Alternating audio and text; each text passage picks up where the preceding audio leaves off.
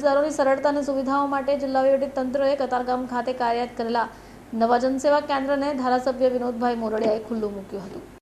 દર વર્ષે નવા શૈક્ષણિક વર્ષમાં વિદ્યાર્થીઓને આવકનું પ્રમાણપત્ર, જાતિના દાખલા, EWS, ડોમિસાઇલ તેમજ સરકારની વિવિધ સહકારી યોજના, RTE, વિવિધ આવાસ યોજના લાભ માટે વિવિધ દાખલાઓ મેળવવા શહેરના વિવિધ જનસેવા કેન્દ્રો ઉપર ભીડ જોવા મળતી હોય છે. વહીવટીતંત્ર દ્વારા કતારગામ તાલુકા વિસ્તારના કેન્દ્ર આવેલા સિનિયર સિટીઝન કેન્દ્ર yoga hall SMC ward number 7ની ઓફિસની બાજુમાં હાથીવાડા મંદિર રોડ, આંબા તલાવડી, કતારગામ ખાતે શુભારંભ થયો છે. ધારાસભ્ય વિનોદભાઈ મોરડિયાએ જણાવ્યું કે નવું જનસેવા કેન્દ્ર શરૂ થવાથી કતારગામની જન સુવિધાઓની યશ કલગીમાં નવું મોરપિંચ ઉમેરાયું છે.